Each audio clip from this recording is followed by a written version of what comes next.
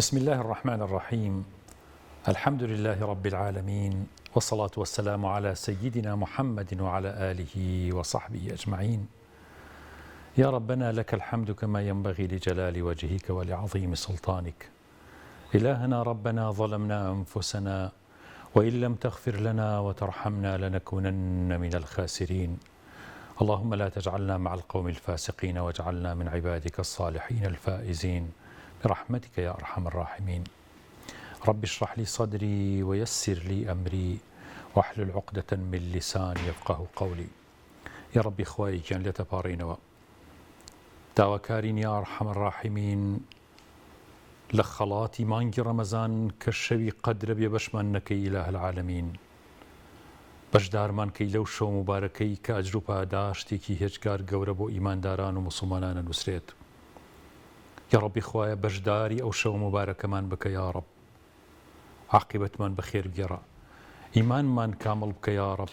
تەوفیقمان بۆ هیدایەتمان بە، ڕێگەی خواناسان و ئیمانداران و ساڵحان و ئەولیا و دۆستەکانی خۆتمان پیشان بدە یا رب، شوێنکەوتەی حەزرەتی ڕەسوڵ الله بین صلی الله عليه وسلم. یا ربی خوایە عاقبەتمان بەخێر بگێڕە. یا ربی خوایە هەرچی ئیماندار و مسلمانێک کە داوای لێ کردوین یا ئێستا داوا ئەکات و دەست بەرزەکاتەوە یا رب العالمین، دوعاکانیان گیرا بکە. ئەوانەی نەخۆشن شیفایان بۆ بنێرە، ئەوانەی دەردەدارن بە نەخۆشیکی دەرونی یا ربی شیفایان بۆ بنێرە، ئەوانەی خەم و خەفەت و ئازارێکی دەرونیان هەیە یا أرحم الراحمین، یا ئەکرەم الئەکرەمین، یا غیاث المستەغیثین، خۆت فریاد ڕاستی فریایان بکەوە.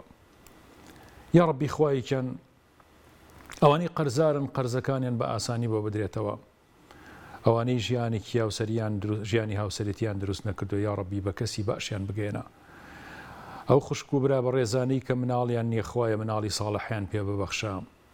یا ربی خوایە ڕزقی واسع ببەخشە بە هەموو لایەکمان و بە هەموو ئیمانداران و مسلمانان و بە هەموو خەڵکی ئەم کوردستانەمان یا رب العالمین. یا ربی سپاسی تۆ ئەکەین لە سەر نیعمەتی ئەم بارانە یا رب، نیعمەتی بارانت بەردەوام بێ لەسەرمان. یا ربی خوایە وشکە ساڵی نەمێنێ لە وڵاتەکەمانە، ئاوی ژێرزەوی ئەم وڵاتەمان زیاتر ببێ یا أرحم الراحمین، بەرەکەتی ئەرز و ئاسمان لەسەر وڵاتەمان زیاد ببێ إله العالمین. تەوفیقاتی خۆتمان بۆ بنێرە، چێژی عیبادەتمان بۆ بنێرە، چێژی مناجاتمان پێ بدە یا رب، شەوقی دوعا و پارانەوە لە خۆتمان پێ بدە، نزیکمان کەرەوە لە خۆت، نزیکمان کەرەوە لە خۆت یا رب. یا ربی نزیکمان کەرەوە لە خۆت إله العالمین. یا ربی ئەو دڵانەی کە قوفڵی گوناه و تاوان دایخستون، یا ربی ژەنگ و ژاری گوناه و تاوان ڕەشی کردوون، یا ربی خوایە ڕزگاریان کە لەم شەوە مبارەکانەیە، لەم ڕۆژە مبارەکانەیە، ئێمەش و ئەوانیش ڕزگار کە لە تەوقی گوناه، لە غەفڵەت و لە بێئاگایی، لە ڕەشی گوناه یا رب العالمین. یا ربی خوایە لە دووری لە تۆ یا أرحم الراحمین، نزیکمان کەرەوە لە خۆت یا کەریم و یا الله، یا حی و یا قەیوم برحمتك نستغیث. یا ربی خوایە هەرچی ئیماندارە هەرچی مسلمانە هەر دوعا و پارانەوەیەکی هەیە بە ئەسمائی حوسنای خۆت لێتە پاڕێنەوە یا رب العالمین، بە حورمەتی قورئانی پیرۆز لێتە پاڕێنەوە إله العالمین. یا ئەکرەم الئەکرەمین، دوعای هەر هەمووی گیرا بکە، دووری هەر هەموومان نزیک کەرەوە یا رب العالمین، غەفڵەتی هەموومان لا ببە یا رب العالمین. یا ربی بمان کە بەو عەبدانەی کە لە ناو نوێژەکانە خوشوعیان هەیە، خوشوعمان پێ ببەخشە، دەرەجەی خوشوعمان پێ بدە یا رب. یا ربی خوایەکیان پلەی خوشوعمان پێ بدە إله العالمین لە نوێژەکانمانە. یا ربی خوایە بمان کە بەو عەبدانەی کە وەرعەکەن و لە حرام خۆیانە پارێزن یا رب العالمین، تەقوادارمان کە إله العالمین بمان ڕازێنرەوە بە صیفاتی ئیماندارە ڕاستەکانی خۆت یا رب العالمین. تەوفیقمان بە و هیدایەتمان بە، ڕێی ڕاستان ون نەکەین، ڕێی حەقویستان ون نەکەین. خوایەکیان ئەم وڵاتەمان و هەموو وڵاتانی ئیسلامی بپارێزە لە هەموو شەڕ و بەڵا و مصیبەتێک یا أرحم الراحمین، یا ئەکرەم الئەکرەمین، یا غیاث المستەغیثین. اللهم آمین آمین یا مجیب السائلین. خۆشەویستانم سەلام و ڕەحمەت و بەرەکەتی خۆی گەورەتان لێبێت لە بەرنامەی بەربانگ لە ئێوارەی 26 ڕەمەزان و سیرکردنی ئەم شەوی 27 ڕەمەزان بە خزمەتەوەی بەڕێز و خۆشەویست گەیشتمەوە. لە کەناڵی ئاسمانی پەیام خۆی گەورە پایدارتان کات ئیمانی هەموو لایەکمان سەلامەت بکە عەفومان کە و لێمان خۆش بێت. خۆشەویستانم ئێمە کەمێکمان ماوە کە ڕۆژی 26 تەواوەکەین و ئینشاءالله ئەم شەوی 27 ڕەمەزانە و ئومێد دەکەین کە شەوی قەدر بێت. ئومێد دەکەین کە خۆی گەورە ئەم شەوەمان بە قەدر بۆ بنووسێت. خۆ ئەگەر قەدریش نەبێ لای خۆی گەورە هەر کەسێ قەدری بوو قەدری پێشکەشەکات ئینشاءالله. لەبەرەوە خۆی گەورە دەوڵەمەنە دڵمان بەم شەوانە زۆر زۆر خۆش بێ. هەرچیمان کردووە تۆزێ قورئان، تۆزێ زیکری خوا، چەند ڕکعاتێ نوێژ، تۆزێ تەفەکر و بیرکردنەوە لەم شەوانەیە بە خەرج بین. بەڵام هەمووی قازانجی زۆر گەورەیە بۆ قیامەتمان. تەسبیحات زۆر بکەین، سڵاوات لە حەزرەتی رسول الله صلى الله عليه وسلم زۆر بدەین. اللهم صل على سيدنا محمد وعلى آل سيدنا محمد كما صليت على سيدنا إبراهيم وعلى آل سيدنا إبراهيم وبارك على سيدنا محمد وعلى آل سيدنا محمد كما باركت على سيدنا إبراهيم وعلى آل سيدنا إبراهيم في العالمين إنك حميد مجيد. اللهم صل على سيدنا محمد عدد خلقك ورضاء نفسك وزينة عرشك ومداد كلماتك. ئازانم لە خزمەتێوی ئاز و خۆشەویستم لەم ڕۆژە خۆش و لەم ڕۆژە پڕ لە باران و پڕ لە ڕەحمەتەیە کە ومێ دەکەم ئینشاءالله وەک چۆن تنۆکی بارانەکانە بارێتە سەر ئەرزاوە ببارێتە سەر دڵمان. بەڵام ڕەحمەتی خوا، ڕەحمەتی فراوانی خوای گەورە لەم شەو ڕۆژانەی ئەخیری کۆتایی مانگی پیرۆزی ڕەمەزانە ببارێتە سەر دڵ و دەروونمان، ماڵەکانمان ئاوداشت بکات با ڕەحمەت و بە میهرەبانی و بە فەزڵی خۆی ئینشاءالله. دڵەکانمان ئاوادان بکا بە عیبادەت و بە شەوق و بە مەحەبەتی خۆی ئینشاءالله. مەحەبەتی خوای گەورە و مەحەبەتی رسول الله صلى الله عليه وسلم، مەحەبەتی ئیمانداران. ئەو وەختەی کە مەحەبەتمان پێبەخشرا ئیتر ڕق بارەکە لە دڵمان، کە ڕقیش باری کرد هیچ کێشەیەکی دەرونی لە دڵمان نامێنێت. دنیا و قیامەتمان ئاوادانە بێ ئینشاءالله. خوای گەورە دڵتان ئاوادان کا بە عیبادەت، بە وەرگیران و بە قبوڵ، بە تاعەت و بە خۆشەویستی خۆی ئینشاءالله. ئازانم پاش ناوبڕێکی کەم دێمەوە خزمەتتان. فەرموون.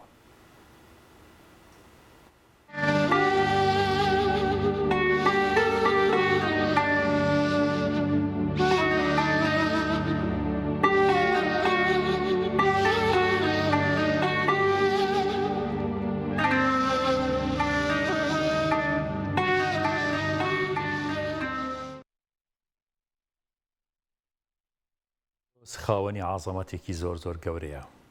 خۆی گەورە لە سوورەتی ئیسراء ئەفەرمێ وەیەخیڕونە للئەذقان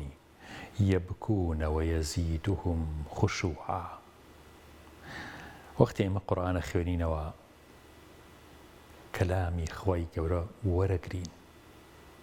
خۆی گەورە خۆشی ویستوین بۆیە کەلامەکەی ئەخاتە لامان تابی خوێنینەوە. لەبەرەوە هەر کەسی قورئانی خوێندەوە ئینشاءالله مەحەبەتی خوای زۆرە و خوای گەورە شەو عەبدەی خۆی خۆشەوێت. فەرمودەی پێغەمبەر صلی الله عليه وسلم لەبارەی قورئانەوە کە فەرمێت ئەم قورئانە هەواڵ و نەبەئی پێشینەکانی تایە بۆ تەرس و عیبرەت بۆ زۆر شت کە لەم قورئانەیە هاتووە. هەواڵ و خەبەری دوایینەکانی تایە، داهاتووی تایە، حکمی تایە لە بەینتانە کە حکمەکات. و ئەم قورئانە فەصلە لە بەینە حەق و باتیلە، حەڵاڵ و حرامت بۆ دیاریەکات. ئەم قورئانە هەزەلی تیا نییە، شتێک نییە لەم قورئانەیە بە خۆڕایی هاتبێت، بۆ گاڵتە و گەپ هاتبێت، ئیشێکی نەبێت. ئەم قورئانە پڕپڕە لە ئیش، پڕپڕە لە جەوهەرات و جەوهەراتی گەورە. حەدیثەکەی رسول الله صلى الله عليه وسلم فەرمێ هەر کەسێ وازی لێبێنێ خۆی گەورە خراپ بۆ ئەو کەسە ئەکات، ئەو کەسە خراپی بەسەریەت. ئەو کەسەی پشت بکاتە قورئان پشتی لە شتێکی زۆر عەزیم کردووە. قورئان پشتی تێ ناکرێت. هەر کەسێکیش بیکا بەڕێی هیدایەتی گومڕا نابێت. ئەم قورئانە حەبلی خوایە زۆر بە قووەتە، دەستی پێوە بگرن، دەستی لێ بەرمەدەن. زیکرێکی حەکیمە، صراط المستەقیمە کە ڕێمان پیشانەدات. هەوا و ئارەزوو ئیلتیباساتی پێوە نەلکاوە. ئەم قورئانە هەرگیز زانا حەقیقیەکان، زانا ڕەبانیەکان، زانا قیامەتیەکان لێی تێر نابن لەوەی کە ئەحکام و مجەوهرات و گەوهەری زۆر نایاب لەم قورئانە دەرەهێنن و هەروەها لە زۆر خوێندنەوەی وەڕس نابن. تەنها قورئانە ئینسان لێ وەڕس نابێت کە بەردەوام حەزەکا بیخوێنێتەوە، ختمی تازە بکات. فرمودەکەی ڕەسوول الله صلی الله عليه وسلم بە فەرمی عەجایباتی ئەم قورئانە تەواو نابێت. و هەروەها ئەم قورئانە بووە هۆی سەرسامی جنۆکەکان، عالەمی جن، کەوتیان قورئانێکمان بیست و شتی زۆر سەییتیایە، ئینا سەمیعنا قورئانەن عەجەبا یەهدی ئیلە الڕشد. لەبەرەوە ئەم قورئانە عەدلی تایە، هیدایەتی تایە، ڕێی سیڕاتە المستەقیمی تایە. لەبەرەوە بە ئەم قورئانە بە گرنگی بیگرین و بە تایبەتی لە مانگی پیرۆزی ڕەمەزان و لەم شەوانەی قەدرا زۆر بچینە خزمەتی قورئان. ئەوانەی قورئانیان لەبەر نییە بە سورەتی فاتحاتان لەبەر زۆر بیخوێننەوە. ئەوانەی سورەتە کورتەکانتان لەبەرە، قل أعوذ برب الناس، قل أعوذ برب الفلق، قل هو الله، والعصر، لإلاف قريش، یا ئەزانن بیخوێننەوە. لە خزمەتی ئەم سورەتانە بن، لە خزمەتی قورئانان. هەموو بەشێکی قورئان ئەجر و پاداشت و گەورەیت دەسەخا، معنەویاتە پڕەکە، جەوهەری ئینسان لە خاڵێتی ڕزگارەکات. ئەم فرمودەی کە باسمان کرد ئیمامی تەبەری، ئیمامی ترمیزی ڕیواەتی کردووە ڕەزا و ڕەحمەتی خوای لێبێت. سەرەتای فرمودەیەکی پێغەمبەر هەیە صلی الله عليه وسلم کە بە حەزرەتی عەلیە فەرمێت کە فەرمێت دوای من فیتنە زۆر زۆرە بێت، شەڕ و ئاژا و مشکلات زۆر زۆرە بێت. هەر کەسێ لەو فیتنەیە ڕزگاری بوو، طبعا ئیمامی عەلیە پرسی یا ڕەسوڵ الله ئەگەر کەسێ لەو فیتنە ڕزگاری بوو چی بکە؟ فەرمووی دەست بگرێ بە کتابی خوا و بە قورئانەوە. اینجا ئەم فرمودەیی فەرموو پێغەمبەری خوا صلی الله علیه وسلم، فەرمووی قورئان ڕەمەزانی شەرەفدار کردووە. ئەم مانگی پیرۆزی ڕەمەزانە شەرەفداری لە قورئانەوە دەستکەوتووە. لەبەرەوە بیرمان نەچێ ئێمە هۆکاری ئاهەنگگێڕانمان بە بۆنەی مانگی ڕەمەزان، ئەم هەموو شتی کە لە مانگی ڕەمەزانە دەستکەوتە معنەویانە دەستمانەکەوێت بەهۆی قورئانەوەیە، بەهۆی فەزلی قورئانەوەیە. پێغەمبەر صلی الله علیه وسلم فەرمی ئیقرأوا القورئان، قورئان بخوێننەوە. بۆ؟ چونکە ئەبێتە شەفاعەتکار بۆ خاوەنەکەی لە ڕۆژی قیامەتە. سورەتی یاسین شەفاعەتتان بۆکە، سورەتی بەقەرە بۆتانەکە، سورەتی ئالی عیمران، هەموو سورەتەکانی قورئان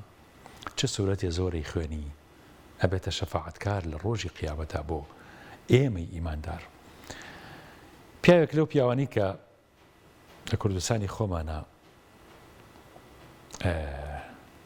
ئەزموونی نزیک بوونەوە لە مردنی بینی بوو، باوکی میرزا سدیقی چنگیانی. طبعا گەڕێتەوەڵێت کە ئەو ئەزموونەی بینیوە، طبعا قەدیمە وەکو باسەکان نزیکی 100 ساڵ پێش ئێستا، و کاتە تەلەڤیزۆن هەر نەبووە، هەر ناوی نەبووە، هەر کەس باسی نەبیستووە، یاخود لە وڵاتی ئێمە بە هیچ جۆرە نەبووە. ئەڵێ کە گێڕایەتەوە بۆ دەوروبەرەوە خزمەکانی بۆ 40 دانەشەو بێهۆش بووە. لەو بێهۆشیە دوایی کە هۆشیێتەوە ئەڵێت منیان بردە خزمەتی خوای گەورە، شتی زۆر وردیان لێپرسیم، هەرچی کردەوەکانم هەیە لەسەر شاشەیەکی گەورە پیشانیان نامەوە کە چیم کردووە. تاوان وەختە تەلەڤیزۆن نەبوو تا بڵێ تەلەڤیزۆن، بەس ئەڵێ لە شوێنێکە شتێک وەکو دیوارێک، وەکو شوێنێک هەرچیم کردبوو لە دنیا، ڕسمی هەمووی، ڤیدۆی هەمووی، یاخود چۆن جوڵاوم، چۆن حرەکەتم کردووە، هەموویم لێیا بینیەوە. ئەڵێ بەڵام ئەو شتی کە زۆر پشتی گرتم و ڕزگاری کردم و یارمەتی دام و هات دیفاعی لێ کردم، سورەتی یاسین بوو. پێیان وتم ئەوە سورەتی یاسینە هاتووە دیفاع لێکات. ئیتر ئایا سورەتی یاسین ئەبێ بە جسمێک، ئەبێ وەکو ئینسانێکی لێت، پیاوێکی نورانی جوان یە دیفاع لێکا؟ کێ ئەم پیاوە؟ ئەم مرۆڤە، ئەم ئینسان، ئەم شتە کێیە کە هاتووە دیفاع لە منەکە؟ ئەم خۆشەویستە چی؟ ئەوە نەخۆشەویستە؟ ئەوە ئەو سورەتەیە کە زۆرت خوێند. جا ئەڵێ ئەم پیاوە عادەتی وا بۆ هەموو ڕۆژێ 3 جار سورەتی یاسینی خوێندووە. ئەڵێ هات دیفاعێکی مەردانەی لێ کردم وتیانەوە ئەو سوورەتی یاسینەیە کە هەموو ڕۆژێت ئەتخوێنت ئەوە هاتۆ دیفاع لێکە ڕزگار دەکات لەو ناڕەحەتیانەی کە تووشت هاتووە شەفاعەتێ بۆکە لەو گوناهانەیشی کە کردوتە لەبەرەوە قورئان شەفیعە شەفاعەتمان بۆکە پیامبەر فەرمێت شەفیعا لأصحابه يوم القيامة قورئانە بێتە شەفاعەتکار لە ڕۆژی قیامەتا بۆ ئەو کەسانی کە خوێندویانە هەر بۆیە حەدیثی حەزرەتی ڕەسوڵ الله صلی الله عليه وسلم فرمودەی ئەوە کە فەرمێت هەر کەسێ شتێک لە قورئانی لەلا نەبێت لەبەری نەبێت کە البەیتی الخەریب وەکو خانوویەکی داڕوخەوایە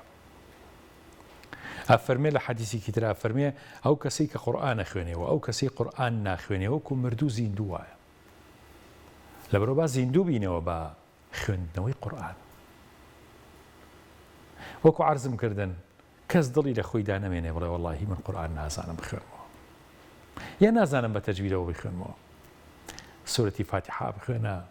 ئەو سورەتانی کە لەبەرتە خۆ 34 سورەتە هەر لەبەرە ئایەت الکورسی لەبەرە ڕۆژی 50 جار سورەتی فاتحە بخوێنە تۆ 30 جار 35 جاری خوێنی وەکو جوزئی قورئان خوێندبێ وایە کەواتە ئەتوانی هەموو ڕۆژێ جوزئی قورئان بخوێنی ڕەنگە ئەجرەکەشی زیاتر بێ چونکە فەزلی سورەتی فاتحە سورەتی الحەمدولله رب العالمین زۆر گەورەیە فەزلی زۆر گەورەیە لەبەرەوە باوەکو کەسانە نەبین کە مردوون چکە مردوو ئیتر ناتوانێت ئەجر و پاداش دەستی خۆی بخە قورئان بخوێنێت باوەکو زیندوەکان وابین قورئان زۆر بخوێنین فەرمودەی پێغەمبەری خۆی صلی الله عليه وسلم فەرمێ هەر کەسێ حرفێک لە قورئان بخوێنێت چاکەیەکی بۆ نووسرێت چاکەش بە دەچەندانەیە زیایشەکە زۆر زیادەکە والله أعلم بە هەزارانە بۆ نووسرێت لە یەک چاکەیە لە یەک ئاەتە لە یەک پیتە وەختیاڵی ئەلیف لام میم حەیسەکە ئەفەرمێت ئەلیف چاکەیەکە بۆ دەچاکە لام پیتێکە میم پیتێکە لەوانێت تۆ کە ئەو ئەلیف لام میمە ئەڵیت 30 دانە چاکەت بۆ بنووسرێت ئەهلی قورئان ئەهلی خوای گەورەن خاصەکان و تایبەتەکانی خوای گەورەن بەوانەی کە قورئانە خوێنن لە ڕۆژی قیامەتا پیانەوترێ بەرز بەرەوە هەتا منزلە بەرزەکانی بەهەشت هەتا ئاخر ئاەت کە خوێندوتە پلت بەرزە بێتەوە ئاخر ئاەت چیت خوێندووە الله لای مردوەکانتان بۆیە سورەتی یاسین بخوێنن قورئان بخوێنن چکە گەر خۆیشی قورئان خوێن بێت خۆی قورئان خوێن بێت بیرێکەوێتەوە با ئەویش دەست بکات بە قورئان خوێندنەکەی نمونەیەکە زۆر زیندووە خۆیشم شاهیدی نمونەکەم جەنابی باوکم بەڕەحمەت بێ لەگەڵ مردووی جەنابتان و هەموو حاسریە کە کۆرۆناکەی گرت و لە ئەخیری ژیانیا بوو زانی وەفاتەکە کۆمەڵشتم عرض کرد لەو کاتەیە زۆر بە ئاگا بوو کۆمەڵی دوعام بەسەرا خوێند و سورەتی یاسین وتم باوکە سورەتی یاسینە بەسەرا بخوێنوتی بیخوێنە بە دەنگی بەرز ئیتر حاڵەتی باوکم لە حاڵەتی خۆیان بوو بەڵام تەواو هۆشی ئاگای لە خۆی بوو بە دەنگی بەرز و هەندێک دڵم پڕ بوو سورەتەکەم بەسەرا خوێند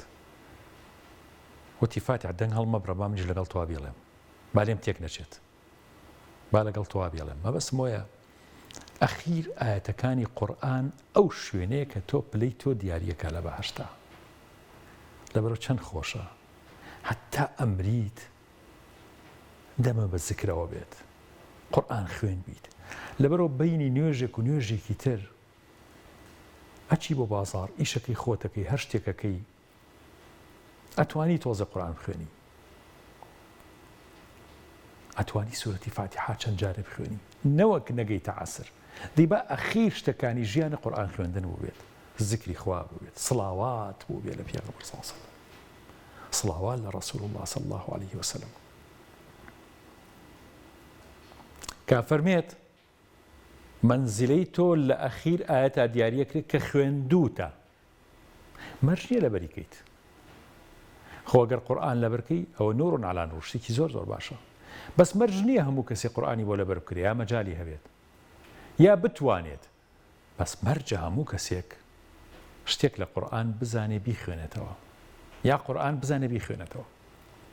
ئەتوانن ئەوانەی کە قورئان نازانن فاتحە بخوێنن قل هو الله بخوێنن قل أعوذ برب الناس قل أعوذ برب الفلق وكو إيموان وكو أو كسانوان كقرآن خوين كروجانا قرآن خوين دنيان هي وكو مسلماناني كبردوام لخدمة قرآن شكا تو همو رجيتواني جزء دو جزء قرآن خويني أو أند فاتحة بخوينة كبشي جزء قرآن كات فاتبون منتو حفتا فاتحة بخوينة دو جزء قرآن كات هرب تسبيحة كيدا سيتواني بيجمري بسم الله الرحمن الرحيم الحمد لله رب العالمين الرحمن الرحيم مالك يوم الدين إياك نعبد وإياك نستعين اهدنا الصراط المستقيم صراط الذين أنعمت عليهم غير المغضوب عليهم ولا الضالين آمين أما جارك حفتا جاريوا بخينتو دو جزء قرآن خينتو إن شاء الله أتوانين جيب جيبكين هربوية بيغمس صلى الله عليه وسلم فرمي دوشتم تياجيه هلاون قمرا نابنا قردسان بيو بقرن كتاب الله قرآن لقل سنتي بيغمر صلى الله عليه وسلم الحمد لله الذي خلق السماوات والأرض وجعل الظلمات والنور الحمد لله الذي أنزل على عبده الكتاب ولم يجعل له عوجا خواهي قرستيون أخوة بمواقع نجوم بشي وإنه لقسم لو تعلمون عظيم باش أمها مسيونة بو يا رب العالمين إنه لقرآن كريم أم قرآن سور كريمة بخشندية والله آزيزان أو رجي زورتين قرآن خندور يعني كو تكات وكو يعني ضبط تكات ريك تخات قناها كان اللي يتكيني وريا تكات وبران بربا قناه قرآن باخچێکی زۆر ڕووناکە خۆ گەر لە معناکەی تێبگەی هەر زۆر باشتر خۆ ئەگەر هەر خوێنەواریت نەبێت بڵێ خۆزگە خوایە منیش وەکو ئەو خەڵکە تەفسیرم بزانیە تەفسیرم خوێندایەتەوە خۆزگایە معنای قورئانم بزانیە وەکو عالمە گەورەکان خوا بێبەشت ناکە معنایەک تەیاتێ خەڵکی تر دەستی نەکەوتووە چونکە قورئان محیطە لە معنایە بێبنە بەشی هەموو کەسێکی تایە خوای گەورە کەس بێبەش ناکە لەبەرەوە ئەگەر نەخوێنەواریش بی بە قەت فەیلسوفێک تایاتێ بەس تەسلیمی ببە لە خزمەتیا بە واللهی ئازیزان پێشینەکانی خۆمان هەر خەڵکی وڵاتی خۆمان خەڵکە بووە کە قورئانی نەزانیوە بەڵام چۆن ماچی کردو بە قوربانی بخوایە بە قوربانی ئەم کەلامەی تۆم هەر بەرەکەتی دەستکەوتووە باوکمەی فەرموو لە مناڵیا قورئان مەخوێنەوە باوکم باوکی نەخوێنەوار بوواتە باپیرم هەی وەڵڵاهی چەند جار غەڵەتمە کرد لە خوێنەوەی قورئانەکە مناڵ بوو باوکمەوی مەحەمە بووە سەرۆڵە هەموو چێ باوکە ئەوی غەڵەتێکە کرد ئەمە ئەخر بە چی ئازانی باوکە غەڵەتم کرد ئەوی لە قورئان ناچێتەوەی کە خوێنتەوە هەر لە خۆ لە قورئان ناچێت ئەوی کە ئەگەڕام کەسرێکم کردەوە یا فەتحەیەکم کردەوە بە کەسرێکم کردەوە بە فەتحە غەڵەتم تیا کردەوە لەبەرە قورئان بەشی هەمومانی تایە هەمومان بەهرەیارەکات با لە خزمەتی قورئانە زۆر بین وكذلك أوحينا روحا من أمرنا أم كونا ببي قرآن روحي تيانية بويا كوقتك قرآن هلا جيري للروج قيامتا بيش قيامت قرآن هلا جيري توا نامي تو مصحف كان كيتوا هيجي تيانا معه لسر أرزا خوا قرآن نالي يكسر كونيش تيكا جيت كون كائناتيش هلا جيري طاب كوتاي بيت وننزل من القرآن ما هو شفاء ورحمة للمؤمنين قرآن شفاء هل بوي تو أجر نخوشك يا نخوشيك يا كسيك النخوش اللي معلوه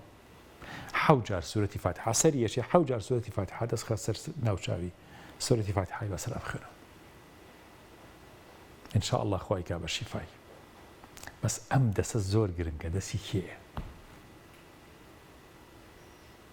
لبرو دستكانتان با زۆر دەستنوێژاوی بێت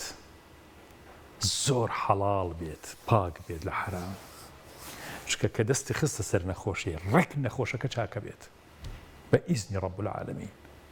کە پاک بوو ئەو زمانەی قورئانە خوێنێ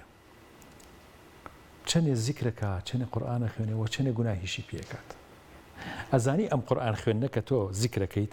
هەمتر ئەبێتە پاککردنەوەی دەستنوێژی ئەو گوناهانی کە پێمان کردو ئینشاء الله غیبەت بێت گوناهی گەورە نا هەرچەندەمانش بەخوا زۆر گەورەیە زۆر خەتەرە یان لەهو لەعب و قسەی بێماناو یان ئیتر شتی بێکەڵک جارێ کۆمەڵە قسە ئەەکەی هەر بێکەڵک یعنی هیچ نییە ئینشاء الله ئەو قورئان خوێندنە ئەبێتە دەستنوێژی ئەو زمانە پاکی کاتەوە قورئان شیفایە ئێستا میوارە گەر جەنابتان گوێتان لە بەرنامەکەی سەیری بەرنامەکەی منەکەن و گوێتان لێگرتووە ئەگەر مناڵێکتان نەخۆشە بچن 7 جار سورەتی فاتیحای بەسەر خوێنن خێزانەکەت نەخۆشە باوکت نەخۆشە براکەت نەخۆشە 7 جار سورەتی فاتیحا دەستخە لەسەر ناوچاوی دەستخە لەسەر سەری دەستخە لەسەر سنگی 7 جار سورەتی فاتیحای بەسەر خوێنە شیفایە قورئان نورە ڕووناکیە بەخوا دڵوا ڕۆش نەکاتەوە بەس بە شەرتێک ئاگات لێی بێ زۆر بە ئاگابی لەگەڵیان كتاب أنزلناه إليك لتخرج الناس من الظلمات إلى النور نور أدخاتنا ونور قورئان برهانە بەڵگەیە بەدەستی ئیماندارانەوە جوابی پرسیارەکان تایەتەوە جوابی شتایەتەوە ونزلنا عليك الكتاب تبيانا لكل شيء هەموو شتێکی تایە ڕوونکردنەوەی دەربارەی هەموو شتێ تایە يا أيها الناس قد جاءكم برهان من ربكم خوا بەڵگەی بۆ ناردوون ئیتر ئێوە بێ بەڵگە نین لەم دنیا بەڵگەتان هەیە هەموو شتێکتان هەیە سەحابەی پیامبەر سەڵام ئەیانزانی ئاوا مامەڵە لەگەڵ قورئانە بکەن ئەیانزانی لەگەڵ ئەم ڕۆحەی گەردوونا چۆن مامەڵە بکەن خۆشەویستانم ئەچینە خزمەت یەکێک لە سونەتەکانی پێغەمبەری خوا صلی الله عليه وسلم فەرموون پێغەمبەر صلی الله عليه وسلم لەم مانگە مبارەکەی ڕەمەزانە هەدیەکەم ئیکەم بە دیاری بۆ کاکە محەممەدی گوڵ و خۆشەویست ئینشاء الله پیامبەر فەرمێت کە هەر بەندەیەکی خوا کە خۆی گەورە ڕۆحی بۆ گێڕێتەوە چونکە ئینسان کە ئەخەوێت ڕۆحی ڕوات یعنی چێتە جیهانێکی تر جاری وایە زۆر کەسێ لە خەوایە و مردووە ئەمرێت ناگەڕێتەوە کە خۆی گەورەی گێڕێتەوە پێویستمان بۆیە کە سوپاسی خوا بکەین یەکێک لە فەرمودەکان کە فەرمێت تۆ کە لە خەو خەبەرەوەی بەڵێ الحمد لله الذي أحيانا بعد ما أماتنا وإليه النشور فەرمودێکی تر هەیە فەرمێ بڵێن لا إله إلا الله وحده لا شريك له له الملك وله الحمد وهو على كل شيء قدير فەرمێ هەر کەسێ ئەمە بڵێت کە بەیانەیە هەسا لە خەو ئەم فەرمودەیە بڵێ خوای گەورە لە گوناهەکانی خۆشە بێ گەرەک و کەفی دەریاوا بێت جا ئینشاءالله جەنابیشت ئەم فەرمودەیەکەین بە دیاری بۆ جەنابەت زۆریش کاکە محەممەد تۆ لەگەڵ لەبەرکردنی قورئانە بینت چۆنە الحەمدوللیلە سوپاس بەخوا ماوەیە کە دەستمان پێ کردووە تقریبا جوزئێک و 4-5 لا فەرمان لەبەر ماشاءالله چۆن لەبەر یەکەیت ئێمە ماوەساکانمان جەدۆلێکیان بۆ داناوین الحەمدوللیلە لەگەڵەوە جەدۆلەیە ئەڕۆین بە گوێگرتن بێ بە خوێندنەوە بێ جەدۆی ئەوە مەسحەفەکە داخەین خۆمان ئێڵین لە نوێژە ئەو ئاەتانەیە ئەو سوورتانی کە لەبەرتە لە نوێژە ئەیان خوێنی بۆی بیر نەچێتەوە بەڵێ ڕۆڵا لە نوێژام ڕاجعیەکەمەوە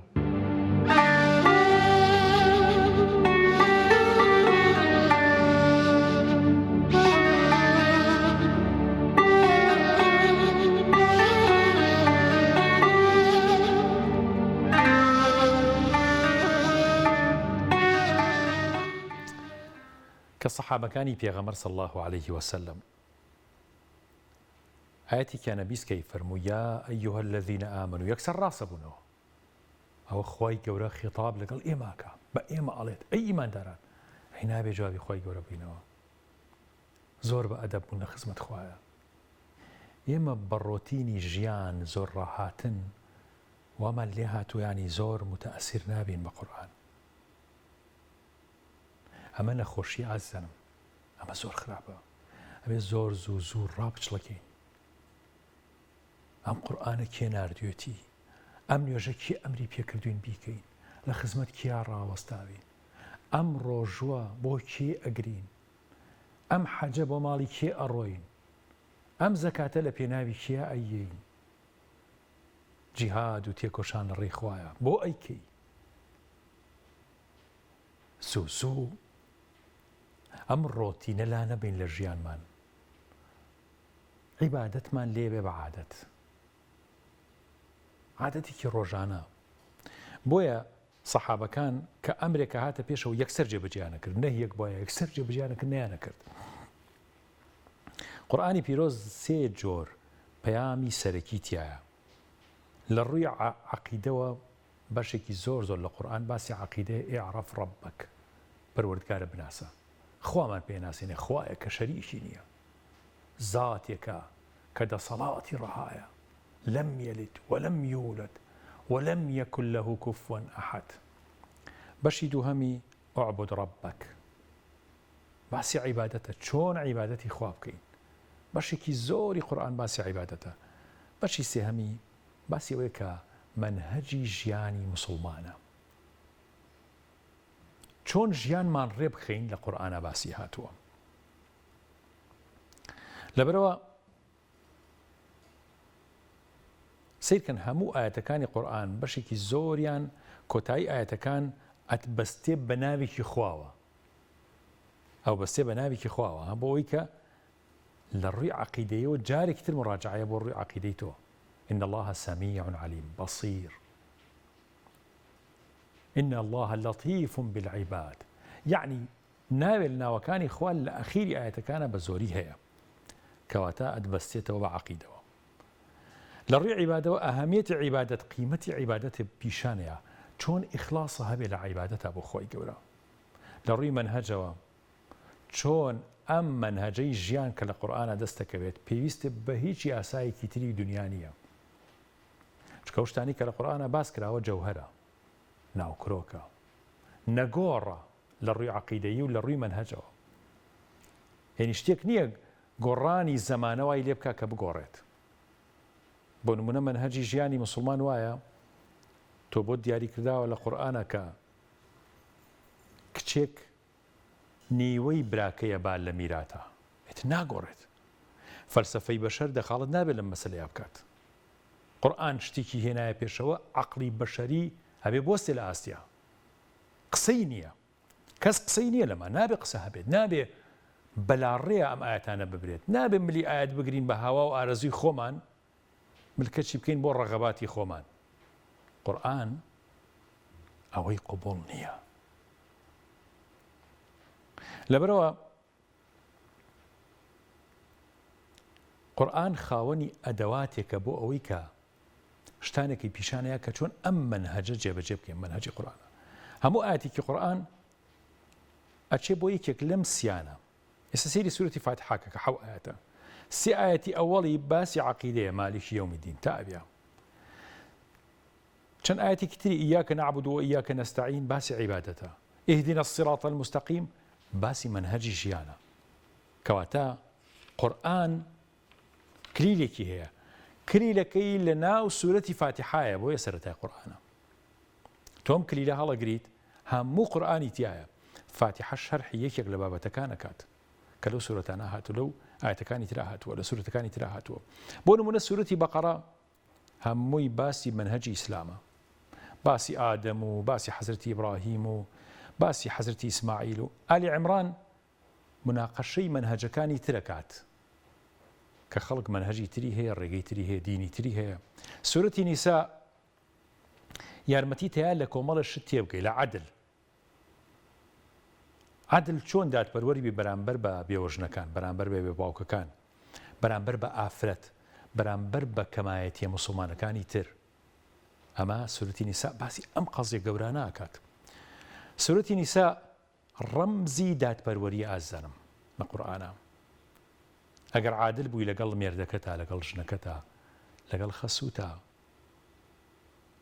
لەگەڵ خزم و کەسوکارتە ئەوە هەموو کۆمەڵگا ئەتوانین ئەگەر هەمووی وابوو بڵین عەدالەت لە کۆمەڵگایە هەیە سوورەتی نیسا باسی ئەوە ئەکات ئەتوانی منهەجێکی کامڵی ژیان لەم سوورەتی نیسا دەربێنیت سوورەتی حەدید هانتەیە بۆ سەناعەتکردن بۆ پیشەسازی سوورەتی شوعەرا ئەهەمیەتی ڕاگەیاندن پیشانەدات سوورەتی سەجدە ملکەچیت بۆ خوای گەورە چۆن بێت چۆن سوجدەبەری چۆن بگەیتە ترۆپکی سوجدەبردن و نزیک بوونەوە لە ڕەب العالەمین سوورەتی نور ئەدەبی مۆڵەت وەرگرتنی پیشانەیە چۆن ئەدەب فێر بین کە ئەچین بۆ ماڵان کە تەلەفۆن ئەەکەین کە لە فەیسبووکەکەتە قسە ئەەکەی کەوتوێژەکەی کە کۆمنتە نووسی کە شتێکەکەی چۆن ئەدەب فێر ببیت ئەم سوورەتی نورە فێریەوە دەکا فێری چاوداخستن دەکات کە چۆن واز لە نەزەر بێنی چۆن واز لەم گوناهە بێنی فێری ئەوە تەکا مامەڵی ژن و پیا و چۆن بێت ژنان لەگەڵ پیاوانە مەسافەی نزیکیان لەیەک ئەگەر نامەحرەم بوون چەندێکە نابێت تێکەڵ بن نابێت تەبەڕوج هەبێت سورەتی نور باسێکی دوور و درێژە حیجاب و باڵاپۆشیە کات حیجاب هەر سەرپۆشەکە نییە چۆن پیاوان و ئافرەتان خۆیان بپارێزن تا تووشی گوناه و حرام نەبن چۆن اختیلاط نەبێت تێکەڵی نەبێت کەسە بەداخەوەیانی خەریکە زۆر بێ بە ڕۆتین حتا لای زۆربەی موسڵمانانیشیانی زۆر ئەم مەسائلی اختیلاط و تێکەڵیە وەکو جاران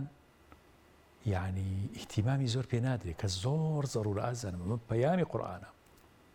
کە بیپارێزین باسی ئەوەی تایە کە چۆن خەڵکی دوورکەوێتەوە لە فاحیشە لە زینا سورەتی نور باسی ئەمەی تایە منعی فاحیشە چۆن ئەکەیت چۆن نێڵی کۆمەلگا تووشی هەڵوەشان بێ بە هۆی زینا و بەهۆی دڵڕیە و لیواتە و ئەو کارە بەد و ناشرینانەی کە تەنانەت لە دنیای ڕۆژاوە و خەریکە لای ئێمەش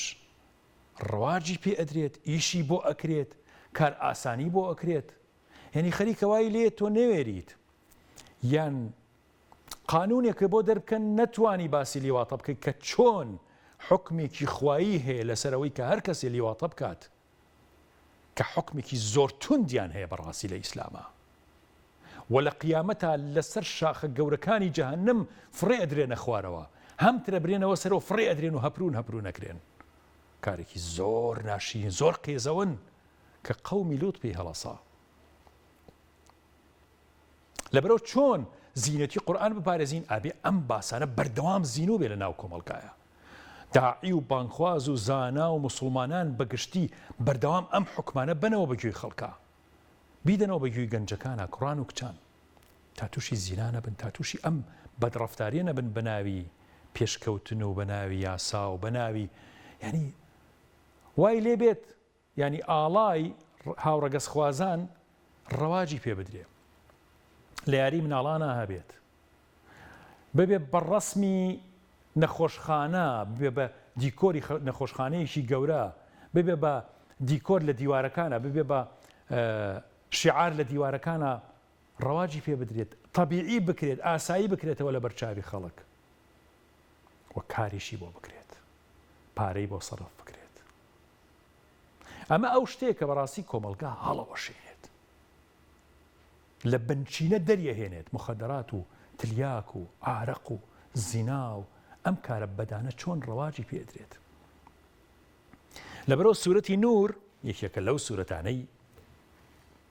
زۆر بە قوڵی چارەسەری ئەم کێشانە گەورانە ئەکات بۆیە قورئان هەروەکو چۆن ئێمە لە ختمای خوێنینەوە با لە ختمیشە بیری ئەم ئەحکامانەمان بکەوێتەوە زینوویەکێنەوە بۆ مناڵەکانمانی باسکەین بۆ خێزانەکانمان بۆ مێردەکانتان بۆ دەوروبەرتان بۆ مامۆسایە لە قوتابخانەیە باسی بکات ئەخر حەیف نییە گەنجی ئێمە یعنی بڕۆن ئەو ڕێکخراوانی کە زیاتر کار لەسەر نەخۆشیە سێکسیەکانەکەن کار لەسەرەوەکەن کە دیاردەن نەشیاوەکان کە چۆن پەرەی سندووە لە کۆمەلگایە حەیف نییە کۆمەلگای ئێمە قوتابخانەکانی ئێمە لە ناوەندی و دواناوەندیە ڕێژەیەکی زۆر لەم نەخۆشیانە لەم نەخۆشانەی تیاابێ نەخۆشن و کەسانی و کارە ناکەن نەخۆشن نەک تەبیعی بن ئاسایی نین ئاسانم یعنی وای لێ بێت تلیاک خواردن و جگەرە خواردن لە ناو کچا دروست بێت ناو کچانە هەبێت خوێن مژینی یەکتر هەبێت ئازانم ئەمە یەکێکە لەو کێشانەی کە بڕۆن مدیری مەکتەبەکان بدوێنن گیرۆدەن بەدەستیانەوە یعنی دیاردەیە هەیە ئەم حاڵەتە لەبەر چۆن کچەکەت وریاکەیتەوە لەوەی تێکەڵ بەو کەسانە دەبێت چۆن شەحنیەکەی بە قورئان ئەگەر قورئان نەزانێ و ئەگەر قورئان نەخوێنێ و ئەگەر تەفسیری قورئان نەزانێ ئەگەر گوێ لە تەفسیری مامۆساکان نەگرێت کە تەفسیری قورئانەکەن ئازانم من لێرەوە پێتان ئەڵێم زۆر متابعی ئەو تەفسیرە بکەن کە مامۆسا دکتۆر عوسمان هەڵەبجەیی ڕەحمەتی خوای لێ بێ و خوا بیپارێزێت کە تەفسیری قورئانەکات تەفسیری سورەتی نوریشی کردووە ئەزانم زۆر بە جوانی شەرحی ئەکات لەبەرەوە لە یوتیوبە هەیە لە پەیج و ئەکاونتی خۆی هەیە دکتۆر عوسمان سەیری بکەن پیشانی مناڵەکانتانی بن با سەیری ئەوانە بکەن، با تەفسیرەکان بخوێننەوە. لەبەرەوە سوورەتی حیجاب یا سوورەتی نور حقائقی زۆر گەورەمان پێڵێ کە کێشەی زۆر گەورەیە ئێستا لە دنیاە. باسی بوهتان ئەکات، باسی عقوبەی زینا ئەکات، یعنی سزای و کەسانی کە زینا ئەکەن چییە؟ لەبەرەوە سوورەتەکانی قورئان ئاوا لیان تێ بکەین و ئاوا مامەڵەیان لەگەڵا بکەین ئینشاءالله. خۆشەویستانە بەچینەوە خزمەتێکی کتر لە سونەتەکانی پێغەمبەری خوا صلی الله علیه وسلم فەرموون. پیان سلام کە چووە مەدینە فەرمودەیەکی زۆر جوانە فەرمێ لە کاتێکا کە موسڵمانەکانی مەدینە خەڵکی مەدینە یان بەدەم پیامبەر صلی الله علیه وسلم فەرمێت ئەی خەڵکینە ئەفشوا السەلام، ئاشتی بڵاو بکەنەوە، سەلام بڵاو بکەنەوە، وەطعیموا الطعام، خواردن بن بە خەڵک، یعنی بۆ هەژاران و بۆ فەقیران و بۆ دڵخۆشکردنی خەڵک و وەصیلوا الئەرحام، سیلەی ڕەحم جێبەجێ بکەن، وەصەلوا باللەیل والناس نیام، کە وەختێک شەو نوێژەکەن ئێوە شەو نوێژ بکەن کاتێک کە خەڵکی خەوتون ئەوە تەدخلوا الجەنە بسەلام، بە ئاشتی بە محەبەتەوەش نە بەهەشتەوە. چەندێک ئەتوانن ئەم فەرمودەیە جێبەجێ بکەن، چەندێک ئەم سونەتانی پێغەمبەر صلی الله علیه و چەندێک ئەم سیلەی ڕەحم و بڵاوکردنەوەی خواردن بەناو خەڵکا و شەو نوێژ و عیبادەت و ئەم حاڵەتە ئیجتیماعی عیبادیانە چەندێک لە خۆمان نازینوکەینەوە باشە کاکەمان. بسم الله الرحمن الرحیم، پێشەکی بەخێر بن بۆ کەناڵەکەتان، سپاسان دەکەم. خۆی ئەم فەرمودەی پێغەمبەر صلی الله علیه و سلم لە جێی خۆیەتی و زۆریش ڕەوانە. ئێمەی موسڵمان ئەبێ هەر وەکو تاشێکی ئەم کۆمەڵگایە پێی هەڵسین بەبێ ئەم فەرمودەیە کە ئەفەرمێ سەلام لە خەڵکی بکەن، مەبەستمان ئەوەیە کە ئاشتی و ئاشتەواتی لەناو خۆمانە بەرپا بکەین. لە خەڵکی کەشە ئەفەرمێ خواردن بن بە هەژاران، ئەم خاڵە زۆر ضرورە، یعنی لە ڕەمەزانە ئێمە ئەبێ هەر خەمی خۆمان نەبێ، خەمی کۆمەلگاشمان نەبێ. خەڵک لە ڕەمەزانە نان نییە بێخۆ، خەڵگەیە پێویستی بە هەنێ مەعاناتە. ئەبێ ئێمە وەکو مسڵمان وەکو ئەرکی سەرشانی تاک لە کۆمەلگایە تاکو بتوانین هاوکاری بکەین ئەگەر بە شتێکی کەمیش بێ. ئەنجا یعنی واجبە لەسەر مسڵمانیش تاکو بتوانێت یارمەتی فەقیر و هەژار بە بەتایبەتی لە کەشە لە ڕەمەزانە، نەک ینی ئەم فەرمودەی پێویستکەین بە مانگی ڕەمەزانی پیرۆزانە، پێویستیکەین بە هەموو کاتەکانی ژیانمانەوەنێ، پێویستیکەین بە هەموو سانەیەکی ژیانمانەوەنێ، هەر خۆمان بیر نەبێ، ینی کۆمەلگامان بیر بێت، چواردەورمان بیر بێت. لە حاڵەتێکی کەشە نقطەیەکی کەش هاتووە ئەفەرمێ کاتێ خەڵک خەوتووە ئێوە بە خەبەرن شەو نوێژکەن، عیبادەتکەن. ئەمە خۆی ئەگەر تۆ سەیری ئێستەی کۆمەلگای خۆمانکەی بەعەکسەوەیە، گەنجەکانمان بەشەوە بە خەبەرن بە هەنێ ینی شتی کلاوات و یاری و ئەتاری و ئەنتەرنێت و فەیسبوک و ئەم شتانەوانی ئەو فەرمودەیە لەم حاڵەیە تۆزێ کاڵە لە کۆمەلگای ئێمەیە، زۆر کاڵە، یعنی بەداخەوە بۆ گەنجی خۆمان، ینی گەنجە گوناحە تا سێ شەو چواری شەو نەخەوێ. گەنجی مسڵمان تۆ ئەتوانی سەعاتێک دوی شەو سێ شەو خۆی گەورە خۆی ئەفەرمێ من لە سێیەکی شەوە یەمە خوارەوانێ، یەمە ئاسمانی یەکەم، چی داوایەکە دێت، چی نیازێکە دەیە، داوام لێ من بۆ جێبەجێ بکەم. بەس ئەم دانیشتووە فەیسبوکەکە دانیش پشت کاتەکانی خۆی بەشتی ئەم سەراوسەرەوە بەفی ڕۆیە. یعنی ئەم خاڵە لە کۆمەلگای ئێمە تۆ زێ زەعیفە، ئەبێ ئیشەڵا یعنی ئێمە وەکو مسڵمان هەوڵ بین بە خۆمان نابچینەوانێ، کاتێک خەڵک بە خەبەر خەوتووە ئێمە شەو نوێژکەین، ئێمە هەستین داوای دوعا لە خوا بکەین، داوای عیبادەتکەین، عیبادەتکەین بەدەمێوانێ، نەک ئێمە خۆمان بە هەنێشتی کەوانێ مەشغوڵکەین.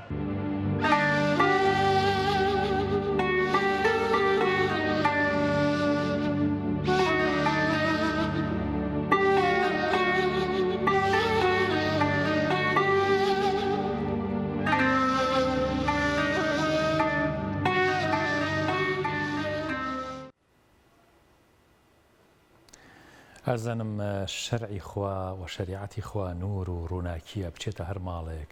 بچێتە هەر دڵێک، بەرەکەتی خوایە. لەبەرەوە هەرچیمان پێکرێت چۆن بۆمان نەکرێت، حکمی خوا لە ماڵمانە، لە دڵمانە، لە پەروەردەکردنی مناڵەکانمانە، لە هاندانی خەڵکە جێبەجێ بکەین، شەرم نەکەین. ئەچنە مەجلیسەکان، زۆر مەجلیس هەیە دانیشن، کۆمەڵی خەڵک دانیشێت، ئەوەنە باسی سواوی سیاسی و گەندەڵی و ئەمانە کراوە، ینی ئیتر تاموچێژی تیان نەماوە، هەموو کەسەی زانێ. بۆچی ئەم مەجلیسە ناگۆڕی بە باسێکی قیامەتی، باسێکی ئیمانی، باسێکی پەروەردەیی؟ چەند گرنگە لە تەعزیەکانە، لە هەموو شوێنەکە فرسەت وەرگرن، شەرم مەکەن. ئێمە نابێ شەرمن بین لە گەیاندنی ئەم دینە جوانەیە لە باسکردنیە چکە تۆ نور باسەکەیت باوەڕتان هەبێ ئەو مەجلیسەی کە باسی خوا و پێغەمبەر و قیامەت و ئیسلام و ئیمانی تیاکرێت ئەو مەجلیسە هەر لە خۆ دڵێکی تری هەیە کەشێکی معنەوی تری هەیە ڕۆحێتێکی تری هەیە دێ و مەجلیسانەی ترکە شتی تر باسەکرێت دوایی بەدڵڕەقی و بێتاقەتی و وەڕسی هەڵەسیت لەبرەو بەرەکەتە نورە شەرعی خوا نوری خوای گەورەیە حتى ئەم قورئانە بچێتە هەر ماڵێک في بيوت أذن الله أن ترفع ويذكر فيها اسمه والله لە هەر ماڵێکە قورئان بخوێنرێ ذکری خوا بکرێت تسبیحات بکرێت لا إله إلا الله بکرێت استغفر الله بکرێت ئەو ماڵا بێتە مزگەوت یعنی بانگی محەممەدی تیاوترێت سڵاواتی تیاوترێت ذکری خوای تیا ئەکرێ رجال لا تلهيهم تجارة ولا بيع عن ذكر الله وإقام الصلاة يعني با أو مرداني خوابين كتجارة دنيا ومشغلتكاني دنيا وما لينكا كالذكر خوا ونيوش كردن دور ما خاتوا أبيت دائما الرقم يكل جيان مانا نيوش وعبادته ذكر خوا بيت نزيكي لخواي قورا بيت طبعا وي أم منهج جيبجينا كاتك ناو تاريخية ظلمات بعضها فوق بعض إذا أخرج يده لم يكد يراها للزوري أو تاريخية كوملايتياني كدروس بيت بس تنها قرآن ويادي خوايك أو تاريخ شرانا هلا ورشينة الآيات ومن لم يجعل الله له نورا فما له من نور خو أجر خواي جورا خوي نوري خوي ننيري نور دەستناکە ڕۆشنایی نییە بەخوا هەل لە ڕۆمادیەکەیشەوە ئەو خۆرە گەوری ئاسمان خۆی گەورە نەی هێڵە عادی نورمان بۆ بێنن عادی بە پرۆژەکانتان بە تەکنۆلۆژیاتان ڕووناکی بۆ ئەم سەر ئەرزە بێنن گەرمی بێنن تەوازن و هاوسەنگی ئەم گردونە ڕابگرن لەبەرەوە خۆی گەورە مادی و معنەوی فیزیکی و غەیبی نور و ڕووناکی بۆ ئەم گردونە بۆ ئەم دنیاەوە بۆ ئینسانێت و بۆ بەشەرێت و بۆ دنیا و قیامەت فراهم کردووە سورەتەکان ئازانم چیرۆک و بەسەرهات و میسالی زۆری تایە ئامانج زۆر لە سورەتەکانە هەیە سورەتی یاسین باسی مردنی تایە باسی ئاياتی کەونی تایە و مناسباتی تایە لەگەڵ مردنە سورەتی شەمس باسی يعني ئەم گردونەی تایە تەقدیری خۆی گەورە والقمر قدرناه منازل لە سورەتی قەمەرە لە سورەتی فورقانە سەرەکین باسی ئەوەی تایە کە چۆن پێغەمبەری خوا صلی الله علیه و سلم دژایەتی کراوە و سورەتەکان هەر یەکەی مانایەکەوە کۆمەڵێ مانای زۆریان تایە کۆمەڵێ ئاەتمان هەیە کۆمەڵێ سورەتمان هەیە باسی کەون و کائینات دەکات باسی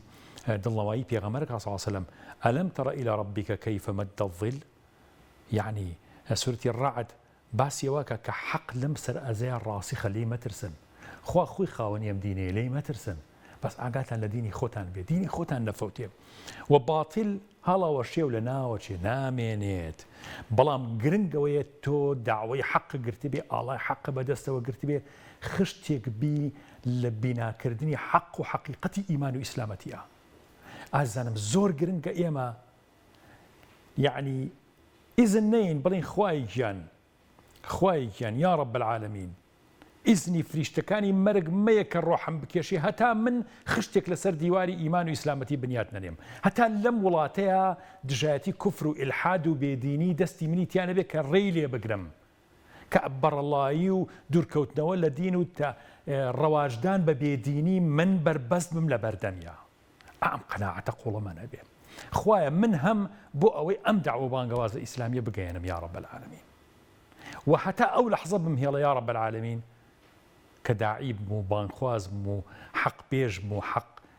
حەق ویست بم یا رب العالمین خۆ بانخواز هەرەوە نییە کە قسە بکە هەرەوە نییە کە ئێمە قسەی تیاکەین یا شتێکەڵی تۆ کە وەختی ئەخلاقێکی جوانە گەیەنی هەزارەوەنی من بانخوازی هەزارەوەنی مامۆسا بانخوازیت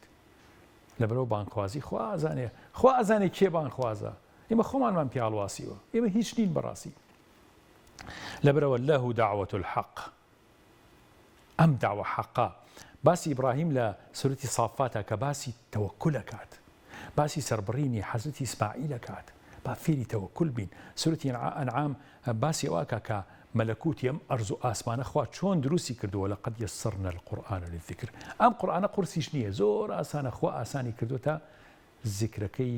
یادەکەی بە ئاسانی بیخوێنی بە ئاسانی جێبەجێ بکەی جێبەجێکردنەکەیشی ئاسانە و بە ئاسانیش ئینشاءڵڵا لە قیامەتە ڕزگارە بکات. ئەچینە خزمەتێکی تر لە سونەتەکانی پێغەمبەری خوا صلی الله علیه وسلم فەرموون. ماوەسا عەمەر خالید شتێک ئەڵێەوە جەنابەت باسیوەت کرد ئەوەم بیرکەوتەوە. شتێکی جوان ئەڵێ سەفەرێکیان چوون بۆ حەج لەوێ پیاوێکی دەوڵەمەندی میسری خۆمانم بینی کە لەوێ کۆمپانیا شتی ئیشەکات ئەڵێ بە زمانە میسرەکەی خۆیان ئەڵێ پێم وت یا بەختەک چ بەختێکت هەیە تۆ ساڵی لێرە لە مەکە و مەدینەیت و بۆ خۆت حەجەکەی وتی وەڵی هەر یەک حەجم بۆ خۆم کردەوە وتمە ئیمساڵ بۆ کێ ئیحرامم بەستەوتی بۆ ئیبن حەزمی ئەندەلوسی بۆ عالمە گەورە و وتم آخر بۆچی بۆ ئەو کە ئەو پێش 1000 ساڵ یا 1000 ساڵ پێش ئەم مامۆسایە ژیاوە پێش ئەم عەسری خۆمان ژیاوە ئەڵێ وتی ئیبن حەزم چەند ئیبن حەزمێکە بۆ ئەم ئیبن حەزمی ئەندەلوسیە یەکێک بۆ لە عالمە گەورەکان بەڵام بۆی نەکراوە سەفەری حەج بکات من وەکو واجبی برایەتی و ئیمانداری ئەو برای منە لەبەرەوە نیەتم هێناوە خوایە ئەم حەجە ئەکەم بە نصیبی ئیبن حەزمی ئەندەلوسی بکە و بە نیەتی ئەوەی کەم لەبەرەوە ئەم برایەتی و مەحەبەتە لەکوێ دەسەکەوێت دوای 1000 ساڵ کەسێک بێ حەجێک بۆ حاجی ئامانج بکە بۆ منی بکە بۆ یەکێکی تری بکە بەڕاستی جا جەنابتان کۆمەڵێ بەسەرهاتان لایە کاک حاجی حەزەکەم بە تایبەتیوانی کە لەوێ وفاتیان کردووە و بینیوتان و کاریگەری هەبوو لەسەرتان لەسەر خەڵکی تر ئەگەر چەند نمونەیەکمان بۆ باسکەیت و بیرتان بێ پێمان خۆشە. خۆی گەورە پاداشتان باتەوە لە ڕاستیە بەسەرهات زۆرە خەڵک زۆر هەبووە کە ئەو کەسەی هەڵبەتە خوای گەورە یعنی ئەو کەسەی وا شایانی ئەوەیە کە شیاوی ئەوێ لەو شوێنە پیرۆزە وفاتکە چونکە هەموو کەسە یەکەم شیاوی ئەوەی هەر بچێت ئەو ماڵە پیرۆزە زۆر کەس هەیە هەر بە خەیاڵیشیان نایە بچێ بۆیە زۆر کەس هەیە شیاوی ئەوەیە بچێتێ بەڵام شیاوی ئەوە نێ لەوێ وفاتکە بۆ نمونەیەکێک لەو مامۆستا بەڕێز و گەورانی کوردستانی خۆمان مامۆستا نەشەت غەفور خوای گەورە دەرەجەی عالی کە ئینشاءڵڵا لە خزمەت پێغەمبەری خوا حەشتێکا و لە فیردەوسی عەلا خوای گەورە کۆی کاتەوە مامۆستا نەشەت دەرەجەی عالی بێ ئینشاءڵڵا لە ڕۆژی عەرەفەیە لە پاژنی ڕۆی عەرەفە کە جەناب تەزانی وقوفی عەرەفە لەو کاتەیە سوبحان الله لەو کاتە پیرۆزەیە و لە عەرەفە بە ئیحرام وفاتی کرد ئەمە بەڕاستی فەزلێکە خوا بە هەموو کەسی نابەخشێ حاجی کوردی خۆمان هەبوو کە ئێمە ئەو ساڵانەی لە حەجا بووین لە خزمەتیان نابووین حاجێکی تری خۆمان لە کۆتا ڕۆژی مەناسکی حەجا کە معلومی بەڕێستانە یەکەم ڕۆژ هەشتی ذیلحیجە یۆمە تەڕویە و نۆی ذیلحیجە عەرەفەیە دەی ذیلحیجە یەکەم ڕۆژ یۆمە نەحر ئەوە ڕۆژی سەربڕین و ڕەجمی شەیتان و تەوافە و یەکەم ڕۆژ و دووەم ڕۆژی ئەیامە تەشریقیش واجبە لەسەر هەموو کەس کە ڕۆژانە ڕەجمی شەیتان کا و بە شەویش مانەوەی مبیتی مینای هەبێ ئەم پیاوە بەڕێزە هەموو ئەو واجباتانی تەواو کرد ئێوارەی ڕۆژی سێم ڕۆژی جەژن بوو دووەم ڕۆژی ئەیامە تەشریق گەڕایە بۆ ئۆتێلەکە بۆ مەککە لە نوێژی ئێوارەیە بۆ وفاتی کرد سبحان الله وەکو چۆن بڵێ پا بۆتەوە لە هەموو شتێک بۆ ئەوی کە تجارێکە نەچێتەوە سەر ژەنگ و ژاری دنیا و بابەتانە یعنی چەند نمونەی لەو بابەتە هەیە کە خەڵکانێک هەبوون لێ وفاتێک خەڵک هەبوو لە کەعبە لە حەوشەی حەرەم لێ وفاتی کردووە خەڵک هەبوو ئەو کاتەی کە ئەو سڵنگەک ڕووخا بەسەر خەڵکە خەڵکێکی زۆر من خۆم لێ بووم لە ناو حرەمە چەند کەس لەوێ لە ناو حرەمە هەبوو لە سوجدەیە وفاتی کرد هەبوو لە تەوافە وفاتی کرد دیارە ئەمانە کۆمەڵە خەڵکانێکن کە خوای تەعالا هەڵی بژاردن و خۆشی ویسم ڕاستی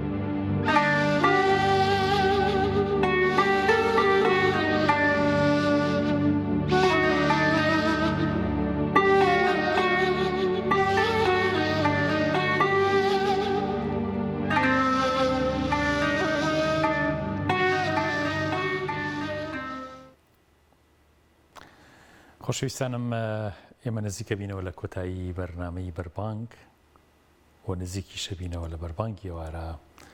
خۆی گەورە ڕۆژووی هەموو لایەکمان قبوڵ بفەرمێ ئینشاءالله و دائیمەن دڵخۆش و کامەران بن و هەمیشە نزیکی قورئان و زیکر و یادی خۆی گەورە بن و ئەم شەویش کە شەوی 27 ئینشاءالله زۆر بە گرنگی بیگرن ئەم شەو محاولە بکەن کە کەمترین خەو و کەمترین ئیسراحەتتان هەبێت هەتا پاشێ و ئەگەر بکرێ هەموو شەوەکە ئینشاءالله لە خزمەتی زیکر و یادی خوا و قورئان خوێندن و نوێشکردن و سەڵاتە تەسبیح و ئەو شتانەیە بن ئینشاءالله خۆی گەورە لطف بفەرمێ بەرامبەر بە هەمومان و یارمەتی هەمومان بات خۆی گەورە لە هەموو لایەکمان خۆش بێت و دوعای خێریش بۆ ئێمە بکەن بۆ ئەم ستاف عزیز و خۆشەویستەی کەناڵی ئاسمانی پەیام بکەن بۆ نووسینگەکانی پەیام بکەن لە هەولێر لە هەموو شارەکانی تری کوردستان کە ئەم خزمەتە جوانە پێشکەشەکەن لە مانگی ڕەمەزانی پیرۆزە خۆی گەورە مولایەکمان پارێزراو بکە تا بێگەشتنەوەی تر بە خۆی گەورەتان ئەسپێرم سبحان ربك رب العزة عما يصفون وسلام على المرسلين والحمد لله رب العالمين والسلام عليكم ورحمة الله وبركاته خواتان لقال السلام